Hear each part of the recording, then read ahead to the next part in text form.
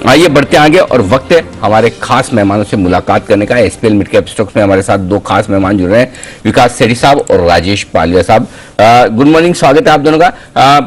सेठी साहब, करिए शुरुआत अपनी लॉन्ग टर्म पिक के साथ और सबसे पहले आपको नए साल की बहुत बहुत शुभकामनाएं। बिल्कुल Anil ji, good morning Anil ji and good morning Dipanshu, और आपको, जी बिजनेस की पूरी टीम को, डिस्टिंग्विश्ड पैनल को, जी बिजनेस के सभी दर्शकों को, लाखों करोड़ों दर्शकों को मेरी ओर से very very happy new year. Anil ji, जो आज का मेरा लॉन्ग टर्म स्टॉक है, वो मैं आज जो तीनों स्टॉक है, तीनों ऐसे सेक्टर से लेके आ रहा हूं जो कि जिन सेक्टर्स पे मैं इस साल के लिए बुलिश हूं। तो जो पहला सेक्टर है वो है बिल्डिंग मटेरियल का सेक्टर, और वहां से मैंने आज लॉन्ग टर्म के लिए पिक किया है हैदराबाद इंडस्ट्रीज लिमिटेड को, जो कि अभी 4590 के आसपास ट्रेड करता है। ये भारत की एक दिग्गज बिल्डिंग मटेरियल बनाने वाली कंपनी है, जो कि रूफिंग सॉल्यूशंस में एक लीडिंग कंपनी है। इनका चारमीनार ब्रांड है जो कि बहुत ही पॉपुलर है। कंपनी का रिटेल जो नेटवर्क है वो भी जबरदस्त है, और इसके अलावा ये बाकी भी बिल्डिंग सॉल्यूशंस जैसे पॉलीमर सॉल्यूशंस है, पाइप्स है, फिटिंग्स है, वॉल पुट्टी है, इस तरह के प्रोडक्ट्स में भी है। फिर इनकी एक जर्मनी में सब्सिडियरी है जिसके अंतर्गत ये फ्लोरिंग सॉल्यूशंस बनाते हैं, और वहां से भी एक जबरदस्त ग्रोथ इनको देखने को मिल रही है। कंपनी फंडामेंटली एक सॉलिड कंपनी है, और कंपनी का जो डेट है उस पर भी एक फोकस है डेट रिडक्शन का। जो पिछले साल मार्च में 1 का डेट इक्विटी रेशियो था वो घटा के इन्होंने 0.35 कर लिया है, जो कि एक बहुत ही बड़ा पॉजिटिव है। बाकी फंडामेंटल्स बहुत ही अच्छे हैं, 26.09% का रिटर्न ऑन इक्विटी। फिर पिछले 3 साल का पैट का कैगर है 62% का। मुझे लगता है ये जो लीडिंग कंपनी है बिल्डिंग मटेरियल की, और जिस तरह से रियल एस्टेट सेक्टर परफॉर्म कर रहा है उस सेक्टर पे मैं बुलिश हूं। तो उससे मिलते जुलते, जैसे अभी थोड़ी देर पहले टाइल्स सेक्टर की बात हो रही थी, बाकी आपके प्लाईवुड है, एमडीएफ बोर्ड्स है, इन सब पेंट्स है, इन सब सेक्टर पे बुलिश हूं। और मुझे लगता है हैदराबाद इंडस्ट्रीज इस साल के लिए खरीदारी करनी चाहिए करंट लेवल्स पे। मेरा इसमें 9 से 12 महीने का टारगेट है 5750 रुपए।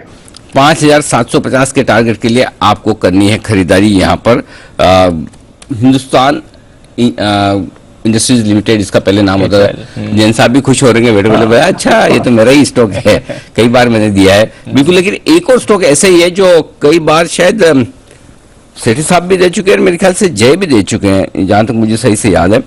यूनिवर्सल केबल्स एक स्टॉक है, हमारी रिसर्च टीम अभी ये बता रही कि विंध्या टेलीलिंक आज का हमारा सुपर स्टॉक 2022 जो था, इसमें इसके साथ यूनिवर्सल केबल्स भी है, जो इनकी 29% स्टेक है यूनिवर्सल केबल्स की। तो यूनिवर्सल केबल्स के लिए भी एक अच्छी खबर है, अगर विंध्या टेली का स्टॉक बढ़ता है तो नेचुरली। तो यूनिवर्सल जय की पहले रिकमेंडेशन, जय की रिकमेंडेशन में है, जय की पहले काफी समय पहले आई थी। हाँ। ओके, जय आप चार्ट तैयार रखें, तब तक एक बार जरा सेठी साहब से मैं राय लेता हूँ यूनिवर्सल केबल पर। सेठी साहब बताएं। नहीं, बिल्कुल अनिल जी, फंडामेंटली ये भी एक दमदार कंपनी है, और जिस तरह से आज ये सभी जो केबल वाले स्टॉक्स आपने जो ये रिकमेंड किया विंध्या टेलीलिंक्स, उसके बाद जितने भी केबल वाले स्टॉक्स हैं उनमें एक अच्छी तेजी बन रही है। मुझे लगता है ये स्टॉक भी यहां से बहुत अच्छा करना चाहिए, तो इसमें भी कोई भी गिरावट पे खरीदारी करने की सलाह। ओके, जय बताएं चार्ट्स। जी अनिल जी पहले इस पे रेकमेंड किया था करीब 150 रुपए के आसपास, और अच्छा खासा वहां पे मूव 210 215 तक का आया था इनफैक्ट, और वहां पे हमारे टारगेट्स शॉर्ट टर्म के जो थे वो अचीव हुए थे अनिल जी। इंटरेस्टिंगली एक और चीज अनिल जी ये देखने मिल रही है ये स्टॉक में कि उसके बाद जो भी करेक्शन आया उसने फिर से वही प्रीवियस ब्रेकआउट के लेवल पर अच्छा सपोर्ट लिया है, और वो लेवल से हमें फिर से एक अपसाइड ये स्टॉक में अभी आती हुई देखने मिल रही है। 200 डेमा के ऊपर कंफर्टेबली ट्रेड कर रहा है जी ये, और मुझे ऐसा लग रहा है कि अब 160 के आसपास का एक इंपॉर्टेंट सपोर्ट ये स्टॉक का बन चुका है, and that should not be broken. And going forward मुझे ऐसा लग रहा है कि अब तो प्रीवियस हाइस के तरफ जा रहा है ये स्टॉक, जो करीब 210 215 का है, और वो लेवल्स अनिल जी जैसे निकलेंगे हमें और तेजी ये स्टॉक में 268 तक के लेवल्स तक भी देखने मिलेगी। तो यूनिवर्सल केबल के जो पोजिशनल के लॉन्ग टर्म चार्ट है वो काफी इंटैक्ट है for the by side. Okay, तो ये है आपके लिए पूरी तरह से यूनिवर्सल केबल पर जबरदस्त मजबूती है चार्ट पर, और विंध्या टेली जो इनकी सब्सिडी कंपनी है 29% स्टेक इनके पास है। अगर विंध्या टेली के वैल्यूएशन सुधरते हैं, उनकी वैल्यू बढ़ती है, तो इनकी वैल्यू भी इनडायरेक्टली बढ़ जाती है। ये रिसर्च करके दी है हमारी टीम ने। आइए बढ़ते आगे, और पालिया साहब हमारे साथ हैं। पालिया साहब बताएं सर आपकी long term pick. Good morning Anil ji, और सभी जी बिजनेस के सभी दर्शकों को नववर्ष की बहुत बहुत शुभकामनाएं, और जी बिजनेस की टीम को भी बहुत बहुत शुभकामनाएं। जो आज के लिए लॉन्ग टर्म स्टॉक है वो है लक्ष्मी ऑर्गेनिक्स। स्टॉक में देखें तो एक करेक्शन के बाद हम देखें तो पिछले 5 से 7 वीक में स्टॉक एक बेस फॉर्मेशन करते हुए दिख रहा है। काफी अच्छा एक्यूमुलेशन एक्टिविटी लास्ट 1 से 2 महीने में देखने को मिली स्टॉक में, और जिस तरीके से स्टॉक के में देखें जो पहले भी एक मोमेंटम था, हमें लगता है वापस ये स्टॉक अब मोमेंटम गेन करते हुए दिखेगा। तो लक्ष्मी ऑर्गेनिक को यहाँ पे बाय करना है, कोई भी डिप मिलती तो इसको ऐड करें। और पूरे सेक्टर में भी कहीं ना कहीं देखें तो पिछले दिनों में काफी अच्छा बाइंग इंटरेस्ट बनते हुए दिख रहा है। तो 437 425 ये एक बाइंग रेंज हम यहाँ पे सजेस्ट करेंगे। 410 का स्टॉप लॉस होगा और लॉन्ग टर्म के टारगेट हमें लगता है ये स्टॉक में आते हुए दिखना चाहिए करीब 520 के आसपास। तो लक्ष्मी ऑर्गेनिक बाय करने की सलाह रहेगी लॉन्ग टर्म पिक में। ओके, तो लक्ष्मी ऑर्गेनिक्स इस पर है खरीदारी की राय इस समय पालविया साहब की तरफ से 520 के टारगेट के लिए। आइए 10 की कमाई की भी कुछ कॉल्स ले ली जाए। चलते हैं राकेश जी कुणाल जी के पास, उनकी कॉल के लिए। सर बताएं। दीपांशु, हमारे पास एक चार्ट कॉर्नर पिक भी है, तो पहले 10 की कमाई की, पहले चार्ट कॉर्नर पिक। सर 10 की कमाई बता दें, फिर चार्ट कॉर्नर के लिए बिगुल बजाता हूं। दीपांशु, हमारा 10 की कमाई का स्टॉक है लोधा डेवलपर्स। इसके अंदर देखें तो रियल एस्टेट के अंदर एक करेक्शन आई थी और आज के सत्र में इसमें एक positive crossover, double positive crossover both leading और लैगिंग इंडिकेटर्स पे देखने को मिला है। जिस तरीके का टेक्निकल स्ट्रक्चर है, डाउन साइड कैप लगती है, नीचे में 1150 से लेकर 1180 एक अहम सपोर्ट है। इन स्तरों पर करेक्शन पर लोधा के अंदर निवेश की राय है। ओवर टू कुणाल जी। देखिए लगातार ये स्टॉक आउट परफॉर्म कर रहा है दीपांशु, और हमें लगता है कि रियल एस्टेट की तेजी पूरे साल चलती रहेगी और जो रियल एस्टेट के बड़े प्लेयर्स हैं इनके चार्ट्स पर आपको जबरदस्त तेजी देखने को मिलेगी। तो जो करेक्शन आया है लोडा में, लगभग हमने देखा है कि 1500 के लेवल्स छू लेने के बाद ये 1100 तक करेक्ट हुआ और उसके बाद अब वापस से इसमें एक अप ट्रेंड बनता हुआ दिख रहा है। तो इन स्तरों पर मध्यम से लंबी अवधि के लिए खरीदें। पहला टारगेट हमारा 1650 रुपए का 1650 का है, जो कि हमें लगता है 1 साल के भीतर आना चाहिए। तो 1650 के टारगेट के लिए लोधा में बाय करने की राय। बिल्कुल, और आज तो Mumbai based real estate developers focus में भी है। हालांकि आई डोंट नो लोधा की कितनी प्रॉपर्टीज हैं जो 500 स्क्वायर फीट के अंदर के फ्लैट्स बेचती हैं, बट डेफिनेटली नजर रखिए रियल एस्टेट एक थीम जो अनिल जी ने भी इस साल के लिए आइडेंटिफाई की है। आइए चार्ट कॉर्नर का बिगुल राकेश जी कुणाल जी के लिए।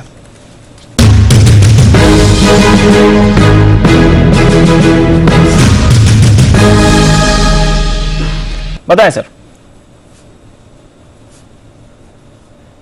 चार्ट कॉर्नर पिक है कोफोर्ज। कोफोर्ज है हमारा चार्ट कॉर्नर पिक, और जिस तरीके का टेक्निकल स्ट्रक्चर इसका है, ये स्टॉक खुले नीले आकाश, uncharted territory, blue sky zone में उड़ने की तैयारी कर रहा है। तो इन स्तरों पर कोफोर्ज में खरीदारी की राय है। ओवर टू कुणाल जी। दीपांशु, एक बहुत ही विशेष पैटर्न यहां पर बना है जिसे असेंडिंग ट्रायंगल पैटर्न कहते हैं, और इस पैटर्न की एक विशेष बात यह होती है कि पैटर्न बनने में जितना वक्त लगता है उससे आधे समय में लक्ष्य हासिल होता है। तो यहां पर एक बड़ा ब्रेकआउट असेंडिंग ट्रायंगल का कोफोर्ज के चार्ट पर आता हुआ दिख रहा है। हमारी खरीदारी की राय है 5850 का एक स्टॉप लॉस रखकर बाय करें। पहला टारगेट स्टॉक के लिए होगा 6300 का, 6300 का पहला टारगेट है। हालांकि पैटर्न का टारगेट बहुत बड़ा है, लेकिन 6300 और 6500 इन दो टारगेट के लिए कोफोर्ज में खरीदारी की राय। ओके, तो कोफोर्ज पर खरीदारी की राय। पहले एनआईटी टेक के नाम से जाता था ऑफ कोर्स, अब कोफोर्ज, और एनआईटी लिमिटेड पर आज कॉल दी थी सिमी जी ने। आइए जानते हैं उनकी 10 की कमाई का आइडिया कौन सा है। सिमी जी बताएं 10 की कमाई की कॉल। दीपांशु, 10 की कमाई के लिए पूरा मिड कैप आईटी को फोकस करना है। एक के बाद एक इसमें ब्रेकआउट आया है। अभी Birlasoft, KPIT tech, Zensar tech सारे चल गया, माइंडट्री चला, एलटीआई, एलटीटी सब चला। अब एक स्टॉक जिसमें 2-3 दिन पहले ब्रेकआउट आया था, 4-5 सेशन पहले ब्रेकआउट आया था, पर मुझे लगता है कि ब्रेकआउट के बाद ये स्टॉक कंसोलिडेट कर चुका है। अब इसमें वापस एक फ्रेश तेजी देखने को मिला है। जो स्टॉक, इसका नाम है FSL, first source solution. Current level पर खरीदारी करने का सलाह होगा, 188-89 के आसपास खरीदने का सलाह है। इसमें जो बढ़िया सा ब्रेकआउट डेली चार्ट में देखने को मिला है, इसके बाद इसका नेक्स्ट टारगेट 210 और 220 का आता है। तो पूरा महीने के लिए मेरा 10 की कमाई का स्टॉक होगा एफएसएल, जिसका पहला टारगेट होगा 210 और दूसरा टारगेट होगा 225। तो ये दो टारगेट्स के लिए एफएसएल को खरीद कर चलने का सलाह होगा। 185 के नीचे स्टॉप लॉस मेंटेन करना रहेगा। बहुत ही बढ़िया सा शानदार ब्रेकआउट डेली चार्ट में देखने को मिला है, और ऐसा फॉर्मेशन कभी फेल नहीं होता है, क्योंकि ब्रेकआउट के बाद कंसोलिडेशन भी हो चुका है, और कंसोलिडेशन के बाद एक नया से ब्रेकआउट आज देखने को मिला है। तो यहां से बहुत अच्छा जबरदस्त रिकवरी इसमें देखने को मिलना चाहिए। मुझे लगता है कि ये 200 से 210, 220 ये 3 टारगेट्स के लिए एफएसएल को खरीद कर चलने का सलाह होगा। ओके, तो फर्स्ट सोर्स लिमिटेड ये है आपके लिए 210 और 225 के टारगेट के लिए खरीदारी करने के लिए 185 का लगाना है आपको स्टॉप लॉस। आइए एसपीएल मिड कैप स्टॉक्स के हमारे दोनों मेहमान हमारे साथ हैं। पालिया साहब जरा बताएं आपकी पोजिशनल पिक। पोजिशनल पिक होगी अवंती फीड्स। ये स्टॉक में देखें तो अगर हम 2 से 3 महीने का लास्ट 2 से 3 महीने का अगर इसका सेटअप देखें तो एक नैरो रेंज में इसमें स्टॉक में कंसोलिडेशन होते हुए दिख रहा है। स्टॉक अपने सारे इंपॉर्टेंट नियर टर्म चार्ट पे अगर देखें तो सारे इंपॉर्टेंट मूविंग एवरेजेस के ऊपर ट्रेड करते हुए दिख रहा है। वीकली सेटअप के हिसाब से देखें तो पिछले 5 वीक का एक रेंज का ब्रेकआउट भी इसमें विजिबल है। जिस तरीके से इसके चार्ट पैटर्न बने हुए हैं, हमें लगता है ये स्टॉक अब पोजिशनल बेसिस पे यहाँ से काफी अच्छा करते हुए दिख सकता है। 650 तक की अपसाइड हमें लगता है इसमें पोजिशनल बेसिस पे आते हुए दिख सकती है। 574 से लेके 560 ये बाइंग रेंज सजेस्ट करेंगे।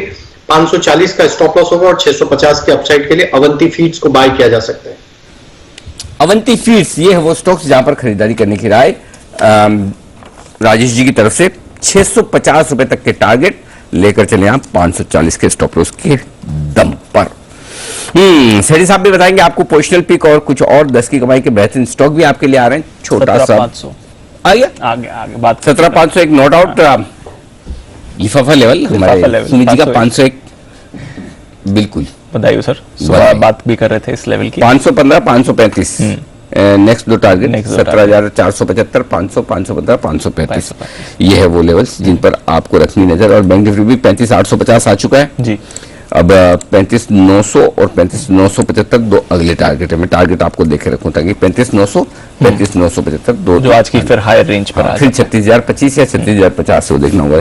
तो बट 35,900 975 अब अगले दो टारगेट 10 दिसंबर के बाद 17,500 के लेवल पर है। तो ऑलमोस्ट एक महीने भर में वापस घूम फिर के लौट के 1000 पॉइंट से ज्यादा का स्विंग करके बढ़िया है। Finally we are back at 17,500। ऐसे में इतना काम किया है 16,400 से नॉन स्टॉप 17,500 है जी।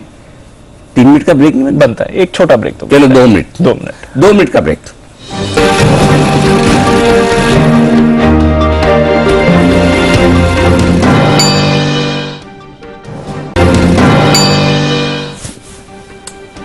स्वागत है आप सबका 10 की कमाई में। एक बार फिर से तैयार है हमारे सारे एक्सपर्ट और सेठी साहब बताएंगे आपको 10 की कमाई में एसपीएल मिड कैप स्टॉक्स में पोजिशनल पिक लॉन्ग टर्म के लिए पसंद है उन्हें HIL। बताएं सेठी साहब। बिल्कुल अनिल जी, आप जो बिल्डिंग मटेरियल सेगमेंट के बाद जो दूसरा सेक्टर मुझे कैलेंडर ईयर 2022 के लिए पसंद है वो है टेक्सटाइल का सेक्टर।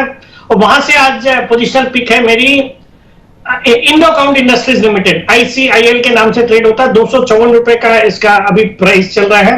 एक बहुत ही सॉलिड कंपनी है जो कि कॉटन फाइबर, फिर blended cotton, bedding, quilts, pillows और स्लीपिंग बैग्स इन तरह के प्रोडक्ट्स बनाती है। दमदार कंपनी है। और वैसे टेक्सटाइल सेक्टर पूरा का पूरा फोकस में है बिकॉज जैसे मैं कई महीनों से बोलता आ रहा हूं और कई सारे स्टॉक्स मैंने इस सेक्टर से रिकमेंड करे हैं जिसमें प्रोमिनेंट KPR मिल्स है, सियाराम सिल्क मिल्स है और सुटलस टेक्सटाइल्स है। मुझे लगता है ये जो सेक्टर है बहुत ही अच्छा करना चाहिए। जिस तरह से पूरे दुनिया भर में China Plus 1 की स्ट्रेटेजी सभी इंटरनेशनल ब्रांड्स अडॉप्ट कर रहे हैं। फिर चाइना से कुछ टेरिटरी से इंपोर्ट्स भी यूएस ने बंद करे बिकॉज ऑफ जो ह्यूमन राइट्स वायलेशन होते हैं वहां पे टेक्सटाइल लेबर के ऊपर। फिर सरकार ने PLI स्कीम इंट्रोड्यूस करी हुई है। फिर रुपया कमजोर है उसका भी फायदा एक्सपोर्ट ओरिएंटेड सेक्टर को होता है।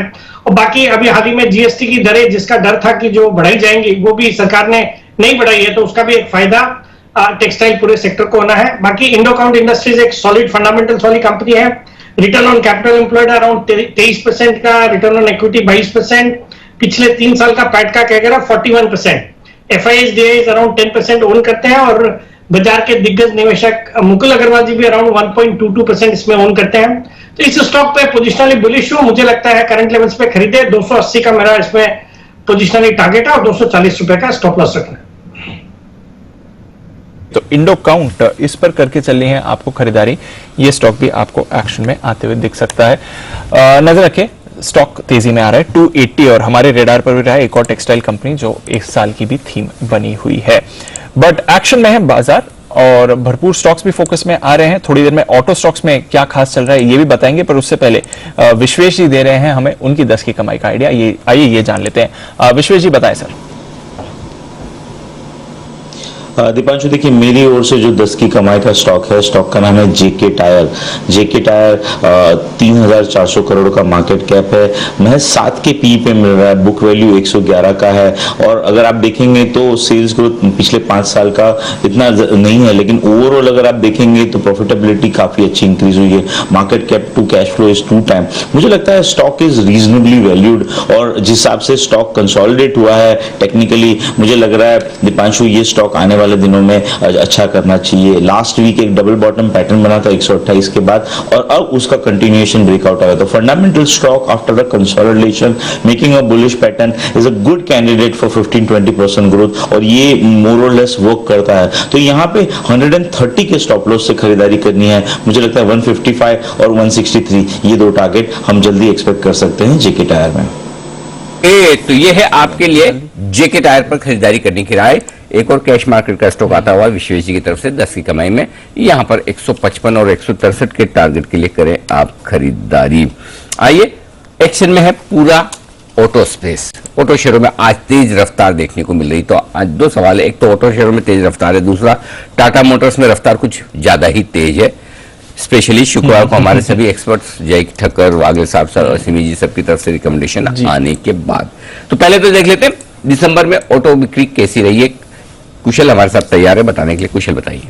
सर, नंबर्स लार्जली बेहतर साइड पर ही देखने को मिले हैं, खासकर अगर आप सेट ऑफ नंबर्स वो आगे बोलो। सो टाटा मोटर्स में सबसे पहले यहाँ पर बहुत ही बेहतरीन सेट ऑफ नंबर्स दिसंबर में आगे हैं। सर, काफी सारे सेट ऑफ नंबर्स हैं। हमने लिंक पे बुलाया इसी के लिए कि कम से कम ये तो सुनने को मिलेगा। बताइए। सो टाटा मोटर्स की जो घरेलू पैसेंजर व्हीकल्स बिक्री है वहां पर 50% की ग्रोथ हमें देखने को मिली है, और 35,299 यूनिट्स कंपनी बेचने में सफल रही है। हमारा अनुमान 35,000 यूनिट्स का था। ईवी का भी प्रदर्शन काफी बेहतर रहा है, जिसके बारे में मैं आपको बाद में बताऊंगा। पर यहाँ पर मारुति सुजुकी को भी अगर आप देखें तो नंबर्स अनुमान से बेहतर साइड पर आते हुए दिखे हैं। 1,52,500 यूनिट्स के मुकाबले 1,53,150 यूनिट्स कंपनी बेचने में सफल रही है। M&M यहां पर इनकी ऑटो बिक्री थोड़ी सी अनुमान से कमजोर है, हालांकि ओवरऑल ग्रोथ करीब 11% की रही है। इनफैक्ट अगर आप सीवी स्पेस देखें तो यहां पर दमदार प्रदर्शन टाटा मोटर्स की तरफ से फिर से होता हुआ नजर आया है, जहां पर जो बिक्री है 4% बढ़ी है। आइशर मोटर्स VECV ने भी अच्छा प्रदर्शन किया है, लगभग 25 से 26% की ग्रोथ यहां पर इन्होंने क्लॉक इन की है। और अशोक लेलैंड, यहां पर नंबर जो हैं थोड़े से अगर आप देखेंगे तो ओवरऑल 2% की गिरावट है, पर अनुमान से बेहतर साइड पर नंबर्स आते हुए दिखे हैं। तो कमर्शियल व्हीकल्स ने अच्छा प्रदर्शन किया है। टू व्हीलर स्पेस में टीवीएस मोटर्स अनुमान से कमजोर सेट ऑफ नंबर्स। इनफैक्ट जो हमारी उम्मीद थी उसके कंपैरिजन में काफी खराब नंबर्स हैं। 9% गिरकर टू व्हीलर बिक्री आई है। हीरो मोटोकॉर्प यहां पर भी थोड़े से अनुमान से लेस देन एस्टिमेट्स नंबर्स आए हैं, करीब 12% का फॉल है। और जो रॉयल एनफील्ड है आइशर मोटर्स की, यहां पर सरप्राइजिंगली इस सेगमेंट में काफी बेहतर साइड पर प्रदर्शन आता हुआ दिख रहा है। इनफैक्ट अगर आप ट्रैक्टर्स की बात करें तो यहां पर भी सुस्ती के संकेत देखने को मिल रहे हैं। एस्कॉर्ट्स में लगभग 40% की फॉल रही है, और M&M में भी 19% की गिरावट के साथ 18,270 यूनिट्स कंपनी ने बेचे हैं। तो ओवरऑल ऑटो नंबर्स में ट्रैक्टर्स का सुस्त रिस्पॉन्स, बट पैसेंजर व्हीकल्स और साथ ही कमर्शियल व्हीकल्स का बेहतर साइड पर प्रदर्शन आता हुआ दिखा है। ओके, तो ये है ऑटो नंबर्स की कुछ डिटेल्स, बट इन पर्टिकुलर कुशल जो आप कह रहे थे टाटा मोटर्स, इस पर खास फोकस क्यों करना चाहिए बाजार को? देखिए, 2-3 बड़े ट्रिगर्स टाटा मोटर्स के लिए बनते हुए जा रहे हैं, जिसमें यहां पर दिसंबर ऑटो बिक्री जो इनकी आती हुई दिखी है वहां पर काफी अच्छे रिकॉर्ड्स बनते हुए दिख रहे हैं। जिसमें अगर आप देखिए देश में घरेलू बाजार में पैसेंजर व्हीकल्स में ये अब दूसरी सबसे बड़ी कंपनी बन गई है। Hyundai को भी इसने पछाड़ दिया है। यूनिट्स में बात करें, दिसंबर में 35,299 units Tata Motors, Hyundai 32,312 units. तो यहां पर हैंड्स डाउन बीट करते हुए नजर आए हैं। और पिछले 10 सालों में अगर आप देखें तो यहां पर रिकॉर्ड तिमाही और मासिक आधार पर बिक्री आती हुई दिख रही है। साल 2021 यहां पर सबसे बेस्ट रहा है इनकी पैसेंजर व्हीकल्स के लिए सिंस इट्स इंसेप्शन, मतलब जब से कारोबार शुरू हुआ है। 3,31,178 यूनिट्स कंपनी ने बेचे हैं। यही नहीं, कंपनी का बेहतरीन प्रदर्शन इलेक्ट्रिक व्हीकल, जहां पर इनका बड़ा फोकस पिछले साल से ही बना हुआ है। और यहां पर आप देखिए दिसंबर में पहली बार इन्होंने 2,000 व्हीकल्स, इलेक्ट्रिक व्हीकल्स बेचने का आंकड़ा पार किया है। 2,255 यूनिट्स टू बी प्रिसाइज ये बेचते हुए दिखे हैं। और पिछले साल यही क्वार्टर में Q3 FY21 में 1.8% ये कुल पैसेंजर व्हीकल्स का हिस्सा था ईवी अब 5.6% हो गया है, तो काफी सिग्निफिकेंट स्पाइक यहां पर देखने को मिल रही है।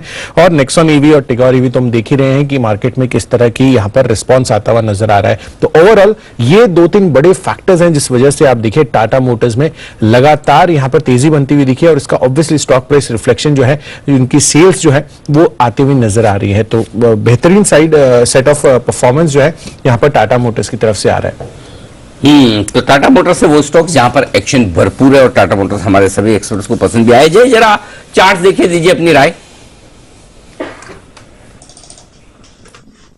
जी अनिल जी टाटा मोटर्स ऊपर में मुझे ऐसा लग रहा है कि 510 अनिल जी यहाँ से और भी लगभग इसमें 4% का एक जगह है ऑन द इमीडिएट बेसिस। 510 तक के लेवल्स हमें देखने मिलने चाहिए अनिल जी, और उसके ऊपर निकलता है तो बहुत ही बड़ा एक ब्रेकआउट आपको आते हुए देखने मिलेगा। अगर इमीडिएट बेसिस पे 510 के बाद देखें तो लगभग 540-50, पर मुझे तो ऐसा लग रहा है अनिल जी उसके ऊपर तो एक फिर से एक लाइफ टाइम हाई ये स्टॉक क्रिएट कर सकता है अबव 510।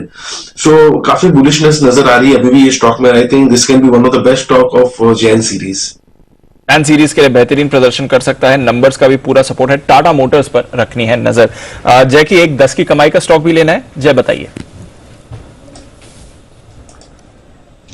जी दीपांशु मुझे पसंद है विनती ऑर्गेनिक्स। 10 की कमाई के पॉइंट ऑफ व्यू से आज एक बहुत ही बढ़िया ब्रेकआउट ये स्टॉक में आते हुए देखने मिल रहा है। आपको स्टॉप लॉस नीचे लगाना होगा 1883 पर, एंड ऊपर में जो टारगेट्स दीपांशु इसके निकल कर आ रहे हैं दैट इज 2240। सो 2240 के टारगेट्स के लिए खरीदे विनती ऑर्गेनिक्स। एक काफी समय से थोड़ा बहुत कंसोलिडेट डीप ये कर रहा था, बट मुझे ऐसा लग रहा है कि फाइनली कंसोलिडेशन खत्म हो चुका है। अपर एंड ऑफ द रेंज तक जाएगा तो फिर से एक लाइफ टाइम हाई क्रिएट करेगा ये स्टॉक, और अच्छा 50 डेमा पर इसने सपोर्ट लिया है, और एक फॉलिंग ट्रेंड लाइन का एक ब्रेकआउट फिर से स्टॉक में देखने मिल रहा है। सो विनती ऑर्गेनिक्स रहेगा दीप आज का मेरा 10 की कमाई का भी। ओके, तो 10 की कमाई के लिए विनती ऑर्गेनिक्स, इस पर है जय का भरोसा। एक्शन में आ रहा है। केमिकल्स वापस थोड़ा पिछले महीने से हमने देखा है रीबाउंड टेरिटरी में आते हुए दिख रहा है। ब्रेक ले लेते हैं, एक छोटा सा ब्रेक। छोटा ही लेना, लेकिन छोटा ही लेंगे, हाँ। क्योंकि वो जय ठक्कर को भी लेनी है उनकी जैकपॉट शेयर जी। सुमित जी का भी सुपर हिट है बिल्कुल, और पालिया साहब और सेठी साहब को शॉर्ट टर्म भी, सारा काम शॉर्ट टर्म वाले ही है। हाँ। इसलिए ब्रेक भी छोटा ही होना चाहिए। डन सर, छोटा सा ब्रेक, और ब्रेक के बाद जल्द लौटेंगे।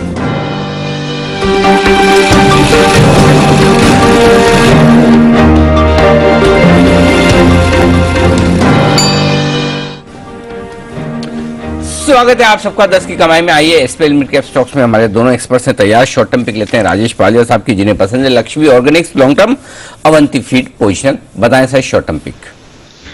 अनिल शॉर्ट टर्म पिक रहेगी नारायण हृदयालय।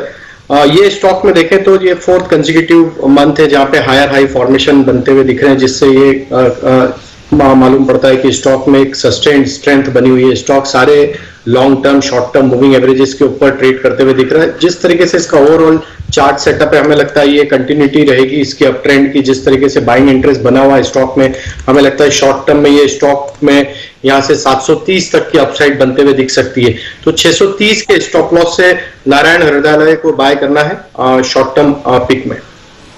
ओके, नारायण हृदयालय ये है वो स्टॉक जहां पर खरीदारी करने की राय शॉर्ट टर्म पिक के तौर पर इस वक्त राजेश पालिया साहब की तरफ से आती हुई। आइए बिल्कुल सुमित जी के लिए सुमित का सुपर हिट।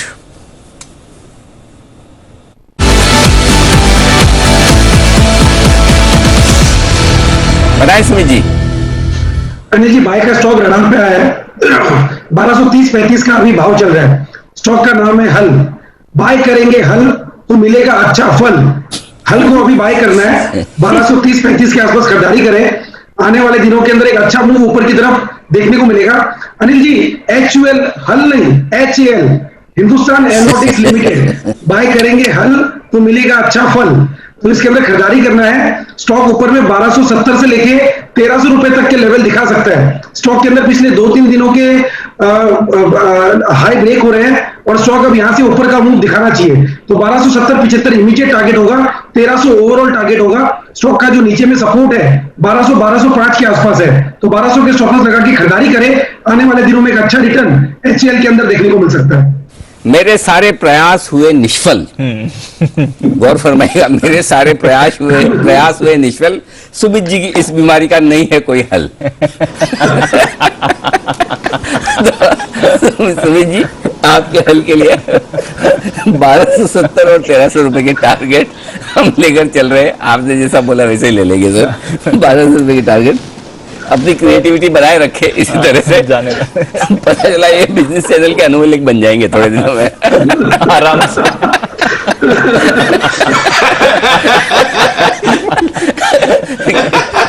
सही तो कह रहा हूँ जैन साहब? गजब गजब दिया अनिल जी आपने एकदम। अच्छा सुमित जी, पिछले 3 मिनट से सुमित जी कंफ्यूजन में। सुमित जी सोचे कि ये कॉम्प्लीमेंट है कि तारीफ हो रही है, खिंचाई हो रही है, ये समझ नहीं पा रहे। और सुमित जी, इसका एक ही फॉर्मूला है, मैं समझ सकता हूँ आपकी दुविधा। हाँ, इसका फॉर्मूला यही है कि जब भी ये कंफ्यूजन रहे कि तारीफ हो रही है, खिंचाई हो रही है, तो आप अपनी तारीफ ही मान के चलने का। वो भले खिंचाई रही हो, समझ रहे ना आप? हो रही भले खिंचाई, लेकिन मानना तारीफ ही है उसको। तो सुमित जी की तरफ से राय है हिंदुस्तान एरोनॉटिक्स लिमिटेड हल खरीदारी करने की। आइए एक बिगुल जय के लिए भी, जय का जैकपॉट।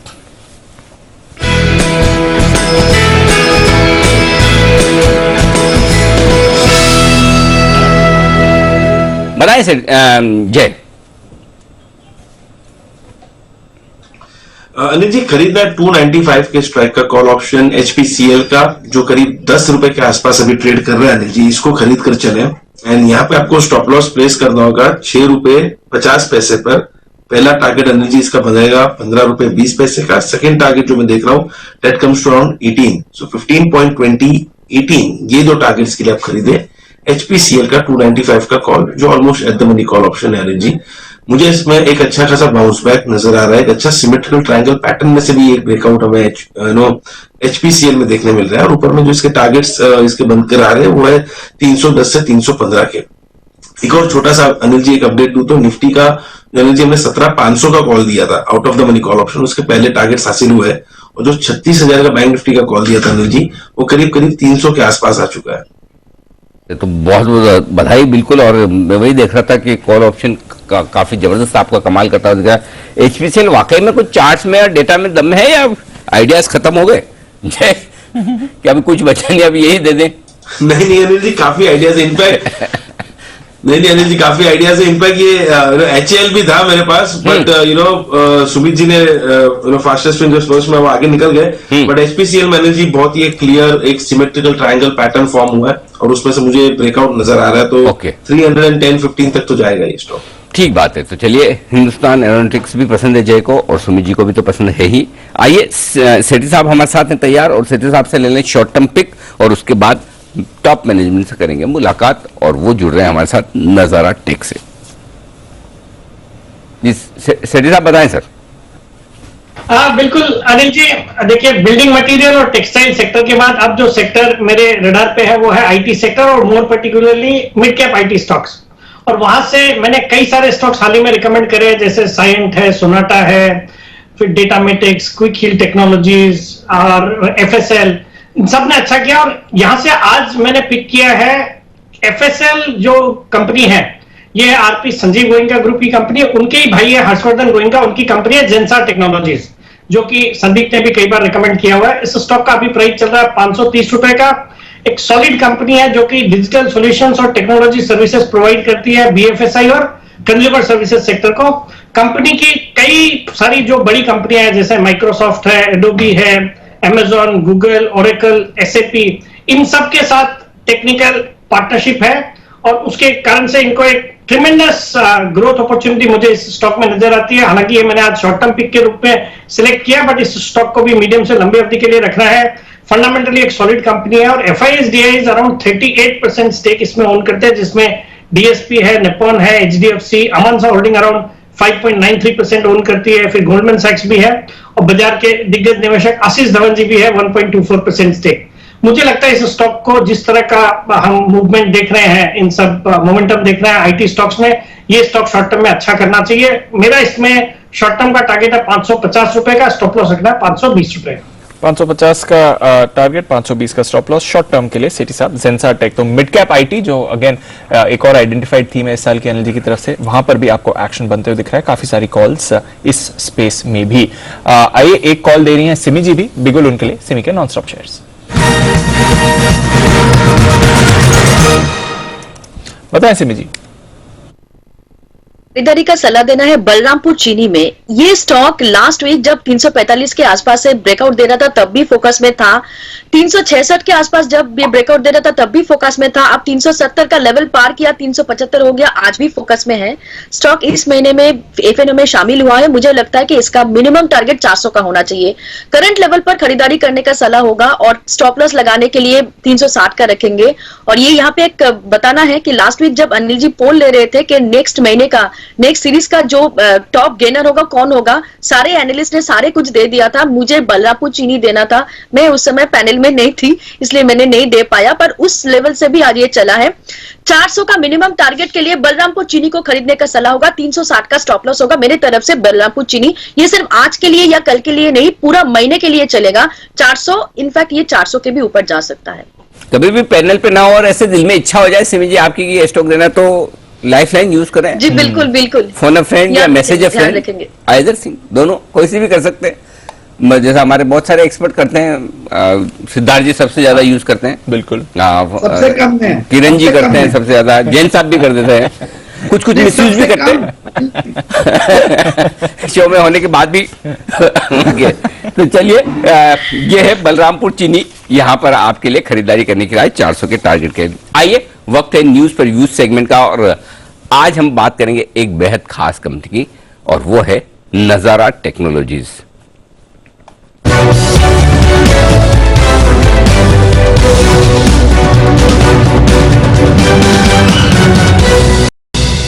नजारा टेक्नोलॉजीज, अब तो आप इस कंपनी को अच्छे से जानते पहचानते हैं, फिर भी एक बार परिचय दे दूं। 1999 में इस कंपनी की शुरुआत हुई थी और अलग अलग तरह के वीडियो वाले और मोबाइल पर और स्मार्टफोन्स पर खेलने वाले गेमिंग प्रोडक्ट्स बनाती है company. Interactive gaming, e sports और gamified e learning, early learning ecosystems बनाती है कंपनी।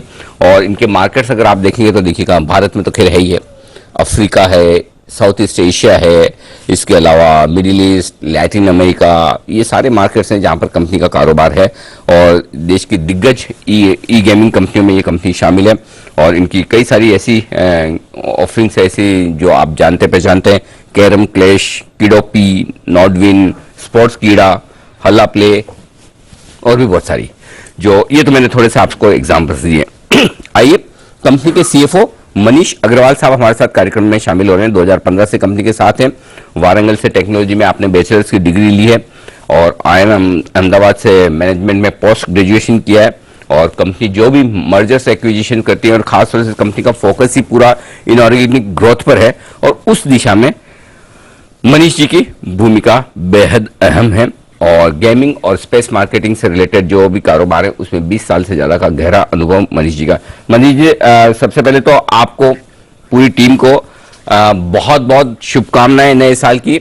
और 2021 तो आई एम श्योर आपके लिए ऐसा हिस्टोरिकल साल रहा है, आप जिंदगी में कभी नहीं भूलेंगे। मैं उम्मीद करता हूं 2022 उससे भी बेहतर हो सर। नमस्कार अनिल जी, धन्यवाद, एंड नववर्ष की शुभकामनाएं आपको भी और पूरी इजी बिजनेस टीम को और आपके सब दर्शकों को। सर देखिए, 2022 आगाज हुआ है, आगे के परिणाम देखेंगे। बिल्कुल सर। एक चीज है, 2021 में आपकी लिस्टिंग हुई, 1101 रुपए में इश्यू आया था, लिस्टिंग दमदार हुई, उसके बाद इश्यू काफी स्टॉक भागा, अच्छी वेल्थ बनाई, लेकिन ये तो आपके शेयर होल्डर के लिए बनी है, राइट। लेकिन उससे बड़ी चीज जो आपकी कंपनी ने की वो है कि न्यू एज आईपीओस। पिछला साल पूरा आईपीओ के नाम रहा, 63 आईपीओ आए, उसमें से नए जमाने की कई सारी कंपनियां, उसमें से सबसे पहले शुरुआत नजारा ने की, और नजारा ने एक ट्रेंड बनाया कि ऐसे नए बिजनेसेस हैं जो आकर लिस्ट हो सकते हैं, और उनके लिए मार्केट स्वागत करा। तो वो एक बड़ा अचीवमेंट आपकी कंपनी के लिए, आपके प्रमोटर्स के लिए जाता है कि एक ट्रेंड की शुरुआत की। इस ट्रेंड के पीछे वजह यह थी कि लोगों को बड़ा भरोसा था कि नए जमाने के बिजनेसेस काफी काम करेंगे। अब आपके इन्वेस्टर्स जानना ये चाहते हैं कि किस तरह की ग्रोथ अगले साल की, अब तो यही साल हो गया, 2022 में नजारा टेक्नोलॉजी से हम उम्मीद कर सकते हैं। अरे जी, गेमिंग, जैसा कि हमने आपको पहले भी बताया था कि गेमिंग की जो ये दशक है ना, ये बहुत सुनहरी दशक। आसपास हर तरफ गेमिंग एक एंटरटेनमेंट फॉर्म के रूप में बहुत स्ट्रांगली नंबर 1 फॉर्मेट बन के उभर चुकी है बहुत क्लियरली। उसमें 4-5 थीम्स हैं जो कि बहुत इंपॉर्टेंट थीम्स हैं, वो मैं आपके साथ शेयर करना चाहूंगा। एंड वो थीम्स पे ही हमारा सारा बिजनेस डिसीजंस करंट और फ्यूचर M&A आधारित रहता है। हमारा सिंपल मानना है कि आपका ई स्पोर्ट्स इंटरटेनमेंट को डिसरप्ट करेगा, और ई स्पोर्ट्स में हम लोग बहुत मेहनत की है पिछले 4 साल से। आज हम एक नंबर 1 हैं, और आने वाले समय में भी मेरा मानना है कि ई स्पोर्ट्स में 100 मिलियन से 150 मिलियन व्यूअर्स होंगे ई स्पोर्ट्स के। एंड 2022 में इसकी ग्रोथ और तेजी से होगी। 21 से 20 में ग्रोथ हुई, 20 से 19 में ग्रोथ हुई, 22 इसको और एक्सेलरेट करेगा। एक थीम तो मेरी ई स्पोर्ट्स की बहुत क्लियर है। दूसरी थीम जो आपने कई जगह चर्चा सुनी होगी कि वेब 3.0, मेटावर्स, जो ये सब टर्म्स आपके नए टर्म्स नए जहन में आ रहे हैं, हमारे लिए बहुत इंपॉर्टेंट है। जो आपके गेमर्स हैं वो ना कि खेल सकते हैं, बट खेलने के साथ साथ पैसा भी अर्न कर सकते हैं, play and earn in free to play mobile game. वो बहुत इंपॉर्टेंट एस्पेक्ट है जो कि इंडिया जैसे देश में जहाँ पर कैपिटा इनकम लोअर है, वो एक ऐसा नया फॉर्मेट ब्लॉकचेन के ऊपर उभर के आएगा। एंड उस पर हमारा काफी ध्यान, काफी टाइम, काफी लगेगा इस साल में कि हम उसको कैसे लेके आगे जाएं, जिससे कि हमारे शेयर होल्डर्स को हम ग्रोथ जिसकी उनकी अपेक्षा हम करते हैं। तीसरी थीम है हमारी कि जो रियल मनी गेमिंग है उसमें रेगुलेटरी स्टेबिलिटी कैसे आएगी। कुछ वहां पे टर्बुलेंस रहता है, अनक्लैरिटी रहती है, state government, central government, judicial, but वो मार्केट बहुत बड़ा है, 12,000-13,000 करोड़ का मार्केट है, 30% कैगर से ग्रो कर रहा है। उसमें स्टेबिलिटी कैसे है और उसमें नजारा कैसे अपना एक अच्छा सा स्ट्रॉन्ग फाउंडेशन फुटहोल्ड बनाए, ये तीसरी चीज होगी जो हमारे लिए इंपॉर्टेंट है। और चौथा जो हम लोग बहुत पैशनेटली बिलीव करते हैं कि जो हमारी शिक्षा है, हमारी एजुकेशन है, उसको गेमिफाइड कैसे करें। 2 से 7 सालों के लिए हमने किडोपिया किया, 7 से 12 साल के लिए हम क्या करें जिसमें बच्चे को पढ़ाई बोझ ना लगे, उनके लिए एक इंटरटेनमेंट, एक मजेदार तरीके से वो अपनी लर्निंग कर सके, वो एक बहुत इंपॉर्टेंट है। ये 3-4 थीम्स बड़ी कंज्यूमर ओरिएंटेड थीम्स हैं जिसको हम राइट करेंगे इस साल और इस पे ग्रो करेंगे। हमारी कोशिश ये रहती है कि हम अपने इन्वेस्टर्स को जो ग्रोथ है वो ग्रोथ ओरिएंटेड स्टॉक हम हैं और हम उसी पर फोकस करें।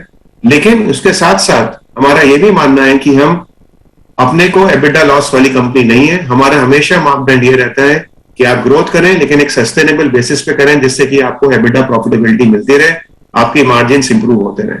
सो ये हमारा ये है एग्जैक्ट नंबर्स हम लोग ने डिसाइड किया है कि हम फर्स्ट हाफ के बाद ही देंगे प्रोजेक्शंस, हम एनुअल गाइडेंस नहीं देंगे एट दिस जंक्शन। ठीक बात है, परफेक्ट, फेयर इनफ। सर बाकी सारी चीजें जो आपने बताई ना वो आपके हाथ में, आप कर भी लोगे। एक ही चीज आपने कही कि पॉलिसी स्टेबिलिटी है ना, वो आपके हाथ में नहीं है, करेक्ट? बिल्कुल। अच्छा, अब बजट आ रहा है वैसे तो ये सरकार पूरी तरह से नए जमाने के बिजनेस, ई कॉमर्स, यूनिकॉर्न्स वगैरह पे बड़े फोकस के साथ है, करेक्ट? आपकी विश लिस्ट क्या है सर? आज देखो साल का पहला बिजनेस डे है, आपको जो मांगना मांग लीजिए सरकार से। इस बजट में क्या चाहते हैं आप अपनी इंडस्ट्री के लिए? सर मैं तो एक ही चीज चाहता हूं कि जीएसटी की क्लैरिटी आ जाए इस इंडस्ट्री के लिए। जीएसटी कैसे लगना है, कितना परसेंटेज लगना है, कैसे कैलकुलेट होना है, वो क्लैरिटी अगर यूनिफॉर्मली आ जाए पूरे देश में, तो एक जो कि आज ओपेसिटी है, जो कंफ्यूजन है हमारे दिमाग में, और जिसके वजह से डिफरेंट स्टेट्स जीएसटी के डिफरेंट डिस्कशंस होते रहते हैं, वो चीज खत्म हो जाए। किस पर जीएसटी लगे और किस दर से लगे, यही क्लियर करना है, करेक्ट? अभी अलग अलग है। तीन चीजें हैं, किस दर से लगेगी, जीएसटी की कैलकुलेशन कैसे होगी, राइट, और जीएसटी एक यूनिफॉर्म पूरे देश में हो जाए, जिससे कि महाराष्ट्र या तमिलनाडु या यूपी या हरियाणा ऐसा कुछ चक्कर ना हो कि हर स्टेट अपने जीएसटी के डिस्कशन करता रहे और कंपनियों के साथ जीएसटी कमिश्नर्स डिस्कस करें कि भाई आप हमारे हिसाब से ये होता है, आपके हिसाब से ये होता है। वो जो कंफ्यूजन है ना, वो बिजनेस के लिए ठीक नहीं है। ठीक बात है।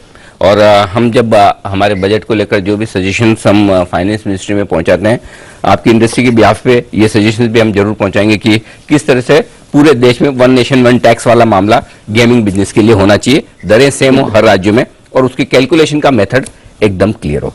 चलिए ये बात तो बजट को लेकर। अच्छा सर, अब आपकी कंपनी के बारे में, एक्विजिशंस के लिए आप जाने माने जाते हैं और मुझे वो पसंद भी आया जब आपके साथ आईपीओ के वक्त चर्चाएं हुई, तो आपने कहा कि जब हम एक्विजिशन करते हैं उन लोगों को ऐसा नहीं कि खरीद के हमने छोड़ दिया, हम उन लोगों को साथ में ले लेते हैं। और हाल ही में नवंबर में आपने एक्विजिशन किया, दिसंबर में किया, जनवरी भी आ गया सर, अब तीसरा एक्विजिशन आ रहा है। सर हमारा तो रोज का हर समय हम ये सोचते रहते हैं फ्रेंड्स ऑफ नजारा नेटवर्क कैसे बढ़ाएं, राइट? सो जनवरी होगा या फरवरी होगा वो एग्जीक्यूशन टाइमलाइंस है, बट हमारी क्लियर स्ट्रैटेजी है कि अच्छी टीम्स को हम समाहित कैसे करें फ्रेंड्स ऑफ नजारा नेटवर्क। अच्छा, तो इस साल क्या प्लान है सर, इनऑर्गेनिक और ऑर्गेनिक दोनों ही तरह की ग्रोथ को लेकर कैसे आप सोच रहे हैं? सर हमारे दो घोड़े हैं, एक ऑर्गेनिक जहां पे कंज्यूमर ट्रेंड स्ट्रांग है, फाउंडेशन बनी हुई है, आपका यूनिट इकोनॉमिक्स क्लियर है, वो तो ग्रोथ कर ही रही है, और जो करंट फाउंडर्स हैं वो उनसे अच्छा बिजनेस के बारे में पैशन किसी को नहीं है, वो ग्रो कर रहे हैं। दूसरा घोड़ा है हमारा M&A का, जहां हमारी बहुत क्लियर स्ट्रैटेजी है कि कुछ वाइट स्पेसेस है हमारे बिजनेस में, जैसे 7 से 12 की उम्र के लिए हमारे पास कोई ऑफरिंग नहीं है। हमारा अभी रियल मनी गेमिंग में बहुत छोटा सा कंट्रीब्यूशन है, मार्केट के लिए इनसिग्निफिकेंट है। मिडिल ईस्ट अफ्रीका में ई स्पोर्ट्स हमारा खाली है, तो ऐसे हमारे वाइट स्पेसेस हैं और हम इन वाइट स्पेसेस को भरेंगे इस साल, जिससे कि हम ट्रूली एक इमर्जिंग मार्केट्स का डोमिनेंट गेमिंग कंपनी बने, जहां पे 1/3 ऑफ ह्यूमैनिटी आज है और यंग पॉपुलेशन है, और फ्यूचर में वहीं से ग्रोथ आने वाली। सबसे बड़े मार्केट्स ही India, South Asia, Africa, Middle East होने वाले हैं, और वहां पर हम through acquisitions we want to ensure कि वहां पे कोई भी ऐसी कंपनी जो हमारे साथ नहीं जुड़ी हुई हो, जिसको हम अपने साथ ना ला पाए, सबको साथ में मिलकर हम एक बड़ी सी स्ट्रॉन्ग अपॉर्चुनिटी क्रिएट करें इमर्जिंग मार्केट्स की। बिल्कुल ठीक बात है सर। तो ऑर्गेनिक और इनऑर्गेनिक दोनों ही तरह की ग्रोथ पर फोकस रहेगा नजारा टेक्नोलॉजी का। और सर आपने बहुत अच्छे शब्द का इस्तेमाल किया, दो घोड़े, और मुझे आया ना जैसे आपने दो घोड़े बोले, मैंने कहा कि ये दो घोड़ों पर सवार कौन है? मनीष जी। और इमेज किसकी है ध्यान में मालूम है? अजय देवगन की। या तो दो बाइक, दो कार, पता चला कि अजय देवगन की तरह मनीष जी दो घोड़ों पर सवार है एकदम। Son of Sardar, son of Sardar movie का एक बार वो देखिएगा आप, पोस्टर आपको याद है, अगर इमेजिन कीजिएगा अजय देवगन। याद है सर मैं भी हिंदी पिक्चरें बहुत देखता हूँ। अरे वाह क्या बात है, दिल जीत लिया आपने ऐसा क्या। हमारे दो है ना खास दर्शक है जिनके नाम लेना चाहता हूँ, एक है बैटमैन और दूसरे हैं प्रतीक सेंगानी। वो हर वक्त चिपके रहते हैं हमारे चैनल के साथ में, उन्होंने वो पक्का अभी थोड़ी देर में आप देख लीजिएगा आपकी फोटो के साथ दो घोड़ों पर मनीष जी कैसे सवार है, थोड़ी देर में आपको ट्विटर पर नजर आ जाएगी, ये मैं आपको दावे से कह सकता हूँ। तो बहुत बहुत धन्यवाद मनीष जी, आपने समय दिया, नए साल के पहले दिन आपने हमसे बातचीत की, और ये साल भी नजारा टेक्नोलॉजी के लिए बेहद दमदार, बेहद शानदार साल साबित हो। हमारी शुभकामनाएं आपके साथ है। धन्यवाद अनिल जी, धन्यवाद मुझे यहाँ पे होस्ट करने के। Thank you so much sir.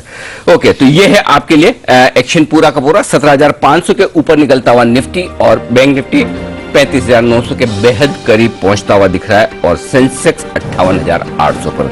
विदा लेने का वक्त है आप सभी से, लेकिन हाँ विदा लें उससे पहले एक चीज बता दूं कि विदा आप सिर्फ दीप को दीजिए जी, मैं अभी भी आपकी सेवा में हाजिर हूँ। और उसकी वजह ये कि हमारे साथ बेहद खास मेहमान कार्यक्रम में होने जा रहे हैं शामिल। कोटक म्यूचुअल फंड के MD और ग्रुप प्रेसिडेंट नीलेश शाह साहब हमारे साथ कार्यक्रम में होंगे, और साल की शुरुआत करने के लिए नीलेश भाई से बेहतर कोई मार्केट का दिग्गज हो नहीं सकता। बाजार के आउटलुक पर 2022 की चाल पर हम उनसे करेंगे बातचीत, लेकिन तब तक आप सभी से विदा लेने का वक्त है। इस शो के लिए मेरा ब्रेक के बाद मैं हूं, और बाकी दीप को विदा दीजिए, और हमारे सारे एक्सपर्ट्स उनसे मैं विदा लूंगा। कुणाल जी, राकेश जी, वागले साहब आज छुट्टी पर हैं, सुमित जी, सिमी जी और विश्वेश जी, जय ठक्कर साहब, जैन साहब, देखो कोई भी छुट्टी पर ऐसा भूलना नहीं चाहिए, और किरण जी भी हमारी छुट्टी पर है। तो किरण जी, तो दो मेहमान हमारी छुट्टी पे, लेकिन बाकी सबका बहुत बहुत शुक्रिया हमारे लिए आज सुबह वाले सत्र में साथ देने के लिए। दोपहर में आप सबसे फिर होगी मुलाकात अपनी अपनी जगह पर। आप सब लोग खड़े हो जाएं, देश के प्रति सम्मान के साथ करेंगे शो का समापन। जय हिंद।